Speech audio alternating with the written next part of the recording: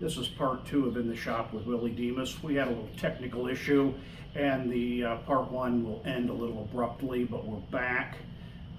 Willy, you got another engine here. Yes, I do. Well, after I made the wobbler engine, I was trying to. I'm still very new at this, right? I don't really know what I'm doing. I'm just experimenting and trying to find my place here. I have had the hobby of electronics for pretty much my whole life, definitely as far back as I can remember, and I'm interested in model engines, and I'm watching some YouTube channels that are getting model engines and making them and such. And I found one where this guy bought this engine, off one of the usual places online. And I thought it was a really cool engine, but I felt like it was a little boring standalone. So I ended up trying to locate the engine and finding one, and I thought it'd be cool to kind of marry the hobby of electronics with the hobby of machining. So I took a pre-made engine and, in my opinion, made it better by doing some machining on it and machining some fixtures and such and creating this better package. So what we have here is a solenoid engine, electrical solenoid engine, but the power supply that came with it was really junk. It really wasn't very powerful. It could only operate the engine for about 30 seconds before the power supply overheated and it would shut down. So I designed my own power supply for it, and I thought it would be interesting to make a package like this. And you made the wood, or you bought the wood, but yeah. then machined in for the switch for That's correct. You built the power supply yourself? Yep, completely designed that. I created the entire circuit. I had the circuit board made, and then I soldered all the components on it and everything. And if I can pick it up for a moment, you can see on the back he's gone as far as to inlet for the plug cover, put screws on the plug cover. The bottom of it is even perfectly inletted for the plate on the bottom for the electronics to go through. It sits on pads. Craftsmanship. And a little bit of pride and a lot of craftsmanship. Yeah. If you could have done a very utilitarian and got a piece of aluminum and put that down with some clear silicone and just zip tied that on. That's and right. ain't good enough. That's right. You certainly could have. But And this is craftsmanship. Yeah, that would be fine. I'm not going to knock anyone who would want to do it that way. That's, to each their own prerogative, right? I just thought when I saw this engine, it screamed to me like it needs a little bit more.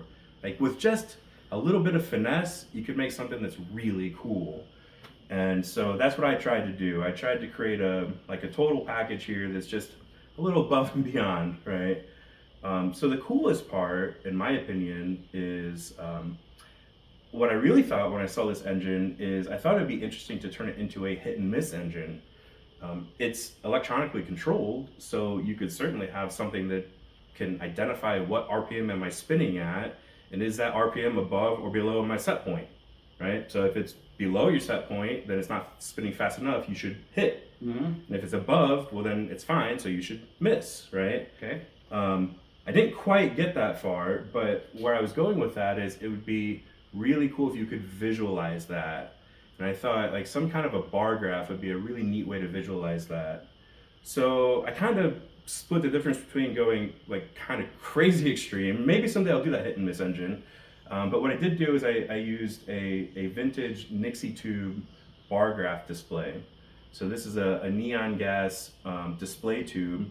It operates at 200 volts DC, and when you turn it on, the tube lights up and it shows a length of bar relative to what your speed control is set to. You control the speed through a sliding potentiometer here on the side. So I thought that would be kind of a fun combination of electronics and machining and model engines. Can you turn it on and run it through its paces for a certainly minute? can. So I actually used an on-off switch from a Harley Davidson. It had this just really neat angle on it, and I also liked that it said run and off. So it's not on-off, it's run-off. So we'll put it into run mode. And then I also added LEDs to all the different areas here, so it kind of lights up and again creates that more interesting feel to it. So it's not self-starting because it's a solenoid engine. If we're not engaging the solenoid, it's not going to go. So we'll just give it a little spin.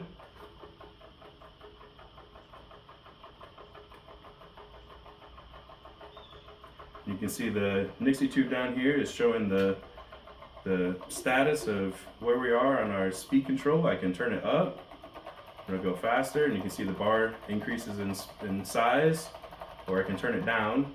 You can see the bar lowers and the speed slows down.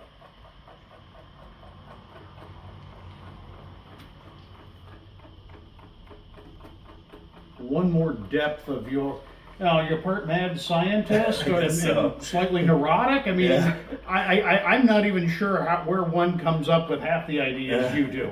Absolutely beautiful, beautiful work. Yeah, thank you very much. Well, this is what I'm interested in at this point in time.